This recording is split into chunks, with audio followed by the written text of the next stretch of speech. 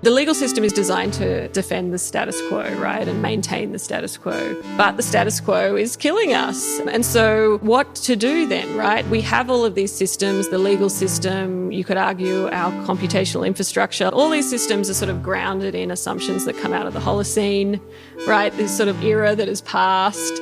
I think we need across the board to shift into this new era that we're in, which is one where we need to be thinking about regeneration and limits.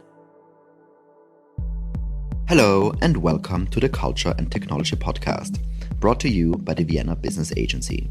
My name is Severin Matusek, and today's guests are Tega and Sam Lavigne. Tega and Sam are artists, engineers, educators, and frequent collaborators who question the dominant narratives of technology, capitalism, and power structures in order to design alternative systems. Systems that act in harmony with their environments, not against it. To give you an example, Sam and Tega created a dating service that connects people based on the way they smell. Or they're building a global network of solar-powered computer servers that are only active when the sun is shining. Or they designed a sleeping pod that explores dreaming as a potential climate engineering technology. Tega and Sam are based in New York, but visited Europe last summer to speak at Creative Days Vienna. I was lucky to catch up with them at my studio in Berlin to discuss their work and ideas.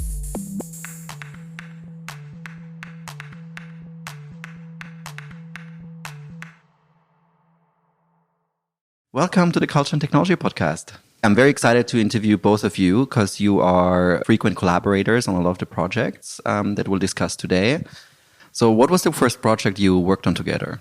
The very first one was like this project about where we took like all the material from the Intergovernmental Panel on climate change and changed the word climate change to the word capitalism and then did that to everything that they ever produced, right? But I think, including video and image and video, text yeah. And like their whole YouTube corpus. Yeah. So we did this like find replace across like all media for them. But I think like the sort of the real way that we got to know each other was that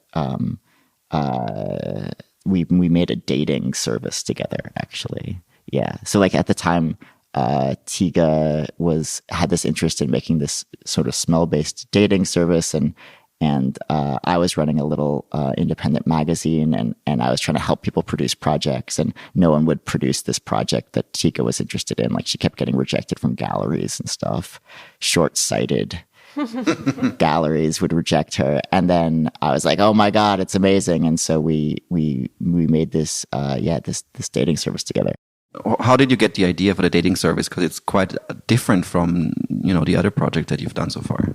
Yeah, I mean, it was around 2015, 2016 that we were working on this. And this was a moment where everybody just got fascinated with data visualization. I don't know if you remember. But there were data viz. Yes, infographics. There were data viz conferences were everywhere in New York. And so with this in the air, I really started thinking about other forms of information that weren't visual. And namely smell. Like smell's so interesting because, the science is still unresolved on how the body interprets smell, like how molecules get interpreted by your nose. It's material. It doesn't scale in the same way as software. It's such a more like emotional and sort of memory-driven reaction. So I was really interested in like, how do you create interfaces for smell? It resists computation. It's so hard to incorporate that into computational interfaces. So just had this idea of like, what would it be like to have a dating service that's based on smell? Obviously, that's like massively important in relationships, so it's not really talked about. And so, the service worked. So we talked to a lot of smell researchers, and smell researchers were like, oh, well, you should just do it like we do pheromone research, like get people to wear T-shirts. That's how we do it in labs. And Sam and I were like, great, let's do that. So we sent out a T-shirt to everybody who signed up. We had over 100 people sign up to the first round in New York City. They asked them to wear a T-shirt for 3 days, preferably without deodorant, so that they're getting the, true information in there. They sent us the shirts back. We cut them up into swatches, and then you would get sent a batch of 10 swatches with no information about gender or age or anything. And you then just elected which swatches, which numbers you wanted to meet, and put them in our system, which was just like an online home for the project. And then our system would match. If it was a mutual match, you would get put in an email and go on a date together. And yeah, so the project was just wildly popular, I think, because it's also a fascinating question, right? Is like, would you make different decisions about who you date if you were going off smell rather than visual information? Obviously, like the profile picture and the way that dating services are so reliant on visual information really is, really difficult and problematic for a lot of people. So yeah, the project just got so much excitement and enthusiasm for that reason, I think. But I think the other aspect of it so it was really fun and goofy, right? And like ridiculous. And people actually met and started dating and married, right? Yeah. Yeah. Tega ended up blessing a wedding, like giving a blessing. I don't know, just all these funny little, but I just want to like add like this other little thing that I think is a kind of important note, which is that like at the time also like Tinder, which, the hugely popular, dating app they were in trouble because it had come out that they were like matching people based on race and stuff. Oh. Right. So that, I think it's a really important thing to that this project was, in addition to the goofy, fun aspects of it, was also like responding to this like reality around like dating algorithms, Right. And because it was a moment when, machine learning was starting to get introduced into digital platforms. And of course, then the story around, people make decisions based on race and gender and these biases that they have. And then this just gets automatically then reflected in how these interfaces and these recommendation engines work. So yeah, that was definitely something that was being reported on. And I mean, I think this is what we're trying to do in our work, is like through proposing sort of an alternative configuration or an alternative system, also providing then a critique of like what's happening in the mainstream, status quo tech space. I think smell dating is a great example of how I would categorize your work on a very broad spectrum, because I think that it has this combination of something very analog and physical, which is smell, which, as you said, is very hard to translate into computational language. And at the same time, it has something very digital and scalable and this element of code that I think that Sam often brings in. And I wondered, talking about climate and technology, which is our topic for today, there is somehow this similarity there that I feel like in the general perception, climate and the climate crisis we're in is something that most people perceive in a very analog way. Like we feel it when it's extremely hot or extremely cold, and we see it and we hear the news and we have real anxiety. But it's not really reflected in the way we use these digital technologies that surround us everywhere. And I think in a lot of the work that you've done over the last few years, you make that connection obvious and much more explicit than most people think about it. I think both in Synthetic Messenger as well as in most recent Solar Protocol, there's an element of making it obvious how much digital technology actually contributes to climate change itself, but also to our perception of climate change. Maybe you want to expand on this a little bit. Yeah, so I think you've sort of identified the two threads, right? The first is that, the cloud, our computational infrastructures are massively energy intensive. There's estimates now that like the cloud and, the data centers that run all the digital services we rely on, their carbon footprint is more than the aviation industry. So it's significant. Like, I don't think there's enough attention and scrutiny on this, particularly like post-pandemic where, we all just jumped onto Zoom and streaming and like quite intensive online services pretty much because we had to, but like, again, not thinking about the material consequences for this. And there's a lot of reporting and controversy around like where data centers are getting built. And I'm sure, you've heard some of these issues pop up where like, they're now competing with agriculture and human communities for water and so on. So it's Bitcoin farms as well. Yeah, Bitcoin farms as well. I think we should just give all the water to the computers. That's great. Yeah. That seems to be what Silicon Valley wants. So there's that aspect of it, right? And my work, Solar Protocol, which is a sort of big community project, collaboration with a number of other artists and designers in New York, looks at this. So it's a project that attempts to build a solar-powered hosting service. So we used solar-powered servers and we've sent servers out to different volunteers around the world, and they are all sort of connected and you're able to host websites on it. But the sort of the twist or the experiment in the project is that the platform and the content that the system serves gets served from whichever server is in the most sunshine. So it's also an experiment in automation around, like, we don't have to automate things necessarily with machine learning systems or historic data sets.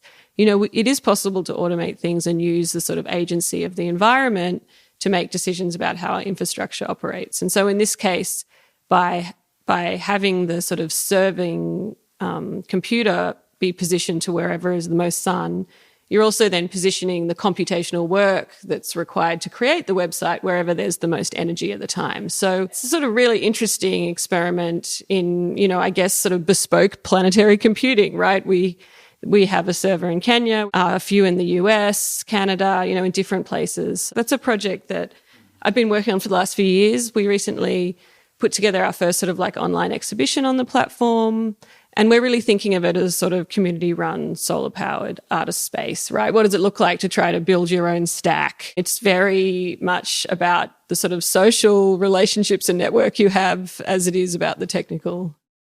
What inspired me especially is I love the manifesto on the website. I think it's beautifully written and it highlights a lot of important points. And I think there's this one point you make where basically by creating this project and showing how websites can be built differently and depending on the solar cycle and so on, the process of making a website is incentivized on something else. Because normally when you make a website, nobody usually thinks about the amount of data that's being put on, the size of the files, because we're constantly being told that data is actually free or like server costs are so low and copy pasting data anywhere is basically not an effort.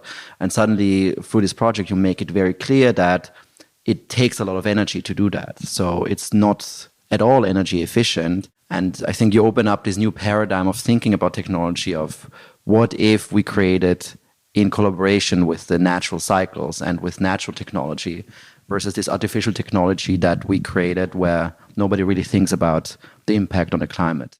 Yeah, it's also a provocation to, what does it look like if we try to design within or closer to planetary limits? When you're working with solar and you've used all the energy in the battery, like everything goes down, you have to go and do something else. So how can thinking about working within these limits also be like, creatively productive? So thinking about, how we might design differently or develop different aesthetics based on these different parameters, rather than this imagination for infinite computing, which still is very prevalent, right? As you mentioned, seamless design, a lot of the work of UX over the last decade has been to make us forget all the sort of material and social costs involved in digital technologies. So that project has been a real learning curve, and I think very generative for thinking about this and having this conversation. Sam, do you want to talk about the other project you worked on, I think in 2021, Synthetic Messenger, which is also somehow related to that topic, I think? Yeah, sure. So Tega and I started doing these projects that we, in a kind of series that we've been calling expanded geoengineering.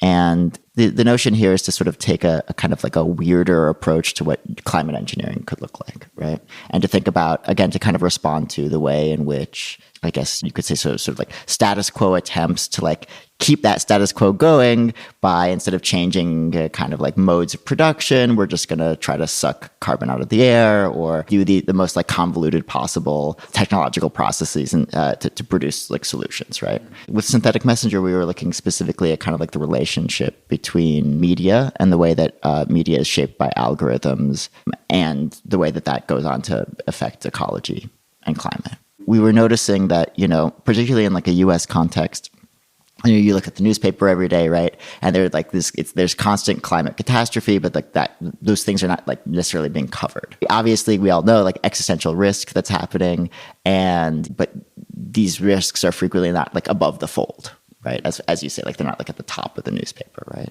And so why is that the case? One reason that might be the case is that covering these really sort of dire stories, right? They don't get the same kind of engagement that other kinds of news gets, right? This maybe has more spectacle to it. Yeah, and engagement translates into money being made by the newspaper publishers. That's right. And like what engagement means online right now is like not just someone saying this is the thing that matters to us. This is what we should be pushing, right? These are the stories we want to tell. That's being like really influenced by algorithmic decision making and like virtual signals of engagement. So like clicks and likes and shares and scrolls and all the stuff that kind of goes into understanding how the web is used via data. So that's kind of like one piece of it. And the other piece of it was that at the time there was a lot of concern around bots, right? And specifically, there were kind of like narratives around how automated systems were being used to kind of fake human engagement, right, and to do anti-democratic things. For us, we were interested in thinking about like, is there like kind of two things, like how can we kind of investigate the way that media landscapes are being shaped algorithmically and ignoring climate change, and also how can we kind of like look at and leverage this use of bots? And so we're attempting to combine those things. And what we did is we made a system like a botnet. And the botnet, the way that it works is it every day looks for articles on a variety of news websites about climate change. And then it sends out these little autonomous agents. They visit those articles and they click on the ads that run alongside the articles. So, when you click on an ad on a website, like you're actually transferring some money from the ad network to the website that's hosting the ad, right? And so our goal here was to kind of create artificial engagement data that would both make it look like these articles were being visited more frequently than they actually were, and also literally provide a financial incentive to these news outlets, right? So it's this sort of dual purpose. And unlike the kind of right-wing botnets that we were seeing, our botnet isn't talking to humans, it's talking to other automated systems. So it's like an automated system that's talking to another automated system. It was during the pandemic that we did this project, one of many kind of like pandemic projects. So there was supposed to be some kind of like physical outcome, right? Installation or otherwise, right? But it all went online. And so we took this project and turned it into a Zoom performance. Okay. So you would join this like Zoom room, and then all the bots would join also, like 100 bots as like individual avatars, and you could watch them. Oh, wow. You could watch them kind of go around the web and click on different ads, right? And was it merely an artistic intervention, or did it actually result in more people seeing these climate change articles because of the bot activity? Yeah, I mean, that's a really good question, and there's no way for us to know. Yeah, right? Okay. So like, it's like one of those things that's like total hypothetical, right? If we were the news outlets seeing the bot activity in our data, right, in our Google Analytics or something, you might be able to say, right, you could do a control. But like, because we were just doing it kind of in a black box in a way, into the void in a way, it's very hard for us to know.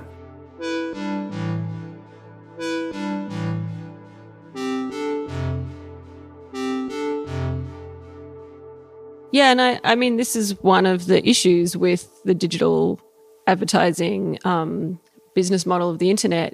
These systems are really opaque, really hard to audit, and the sort of ad networks out there don't give you a lot of the data that would help you understand that question of like, what does it actually do? So, I mean, that's part of this project for us, is like asking that question of what does it mean that we've got so much riding on these digital ad systems, right? Like the stock prices of all the big tech companies out there are based on this system being legitimate and working, and yet it's fairly opaque and very difficult to audit. And people like Tim Huang have been writing about this. He wrote that book, Subprime Attention Crisis, which is like diving into the opacity of this system. Also just like one of the many, many consequences of having an ad-driven internet. That is opaque. Yeah. And just having the whole thing being run by ads, right? I think it creates a series of crises. One of them is involving the news media. So do you think another internet is possible that's not ad-driven? Yeah, definitely. Of course. I mean, it's like, do you think libraries are possible? It's like, yes, of course, right? Do you think the post office is possible? Yes, like, of course, these things are all possible. One of the things I love about Solar Protocol is like, it's like an actual attempt to do something like that, right? I think that it's just, slow and difficult and perhaps less convenient also, right? Because the money, all the resources are in these ad platforms, right? It's quite challenging. Like we use like a mesh network for our internet. It's a community project, right? Where basically like the roofs of different buildings have these like Wi-Fi, they're shooting like radio to each other to create this network. And, it's a community project. It's free. It's amazing. And also, if it rains hard, the internet goes down. Okay.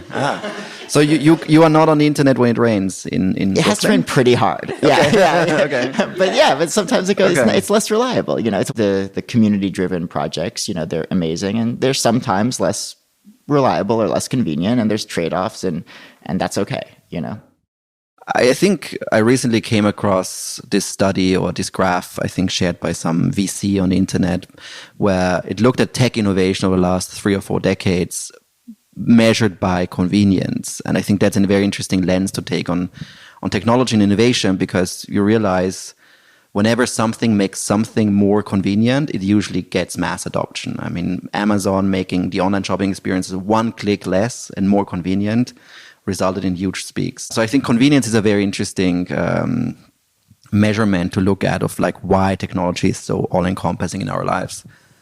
I wanted to ask you, it's 2023, and last week at the panel in Vienna, Tega, during the panel discussion, you mentioned you feel massive climate anxiety. I think a lot of us do, but also we feel very helpless often. And that helplessness, I think, is this year being translated into people gluing themselves on the street and several activist groups making radical choices to make people more aware.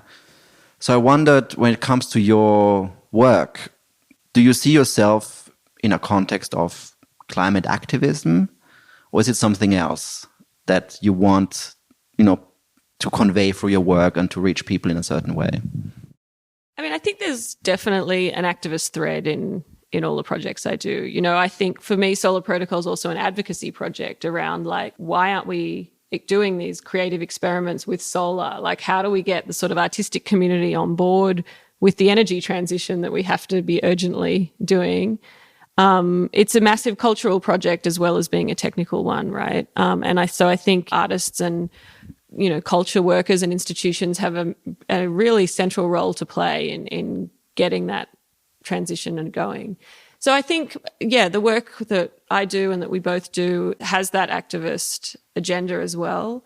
And I mean, lately, I guess we have done a series of projects like the synthetic messenger one about like looking at where are these sort of opportunities for leverage in our technological systems for, more positive climate outcomes. But that also can start to feel like, I don't know, I think we also have been like, well, there's sort of limitations on what you can achieve there. And one project we did just in 2022, which I guess was a response to this, like, where are these leverage points and are we doing enough, is we got a sort of grant from NYU, and rather than making a work, we just redistributed it, gave honorariums to different climate activists who had been incarcerated, and we just asked them for an interview. And that project is called Fragile States, and we spoke to a handful of really inspiring, amazing people who were really, suffering the consequences of the way that states and police and legal systems are cracking down on climate activism in a really aggressive way. This is happening in Australia. This is happening in the US. I think it's happening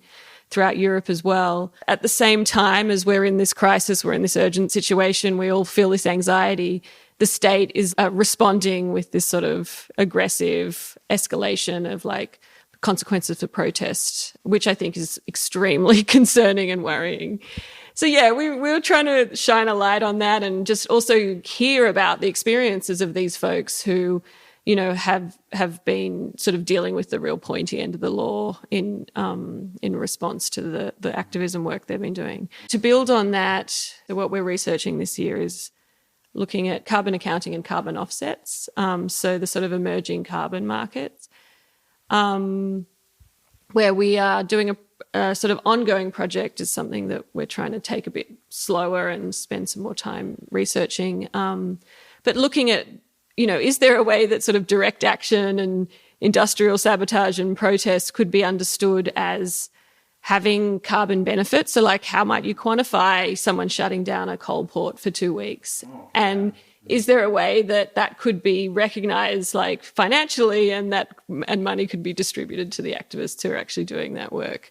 So that's the sort of provocation. And I think the provocation there is also thinking about how, you know, the idea of carbon accounting is that we need to quantify the carbon cycle and, you know, put a price on that. And so that means that like actions that might be traditionally considered illegal, like how does that play into sort of a world of quantified carbon? So yeah, we're sort of working on that at the moment.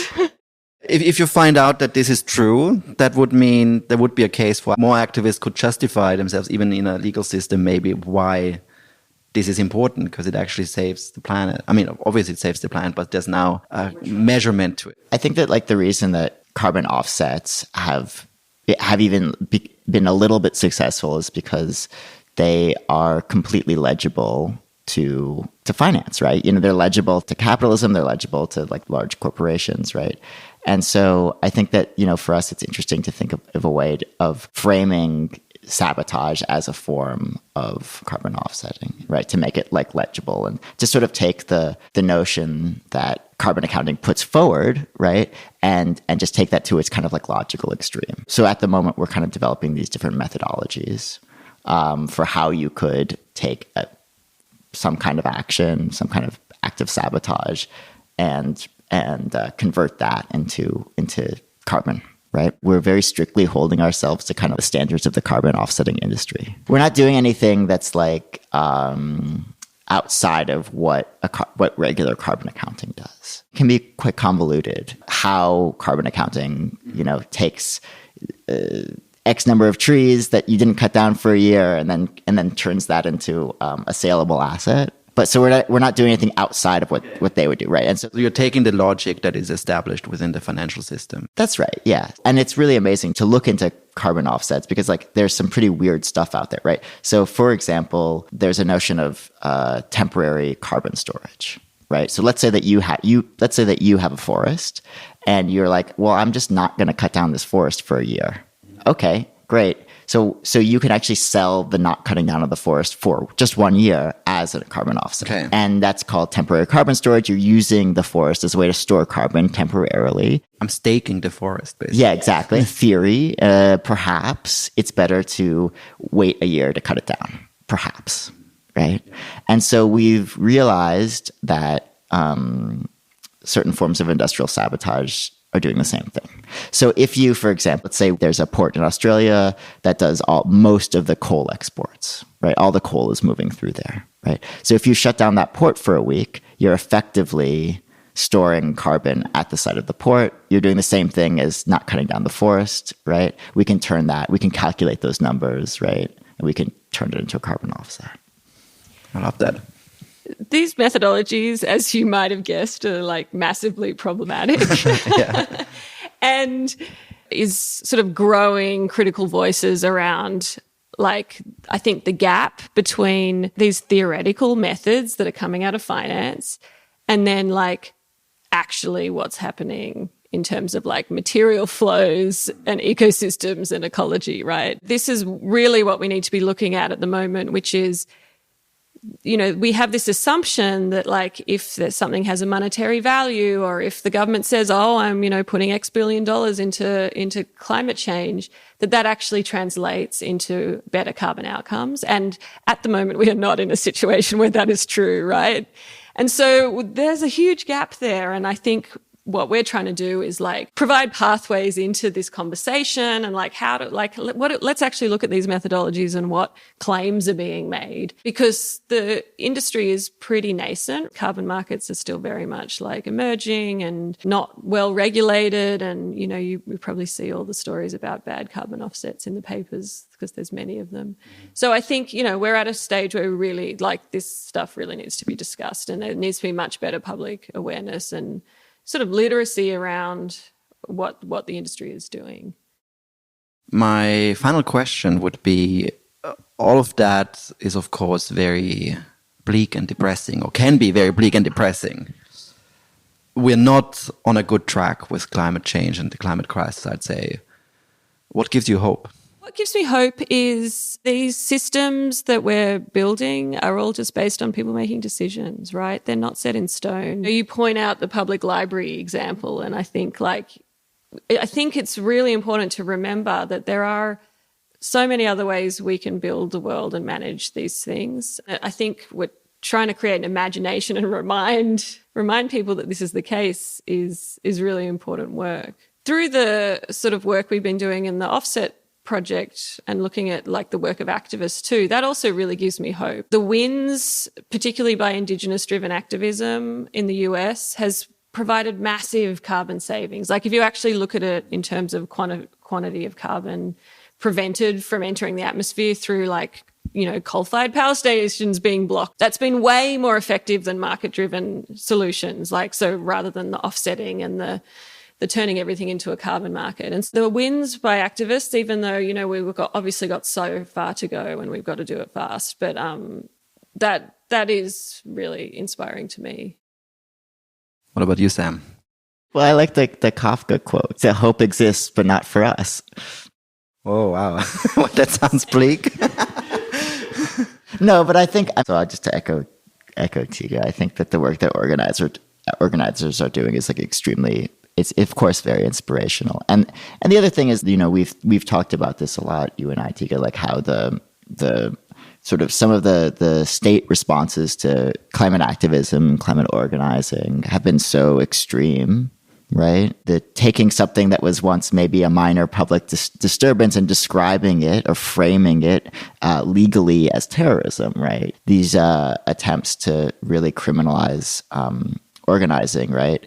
They also speak, as bad as they are, they also speak to the effectiveness of those actions. The government wouldn't be responding like that if those actions weren't effective, right? And so I think that it's really important to bear that in mind. Also to realize that these struggles are not individual, they're not operating in a void, they're connected to each other, they have histories to them and legacies to them and threads that go to other struggles. And there's a lot of solace, I think, that we can all take in that.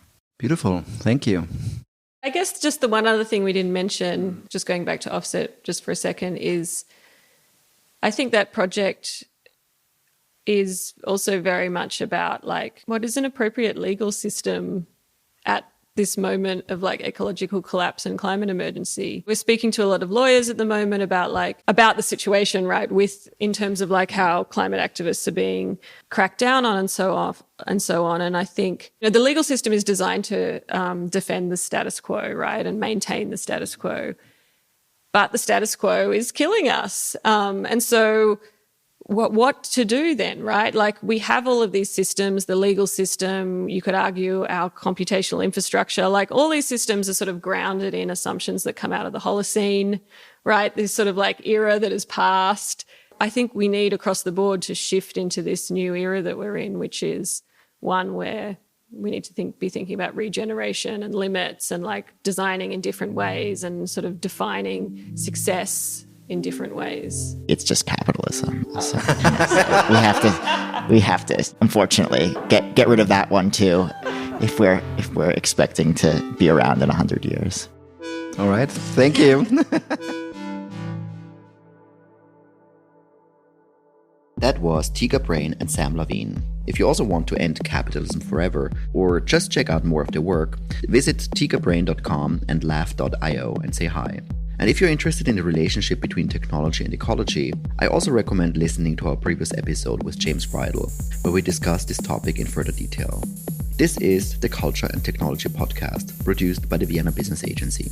The Vienna Business Agency supports new companies, projects, and products that develop Vienna's creative industries further.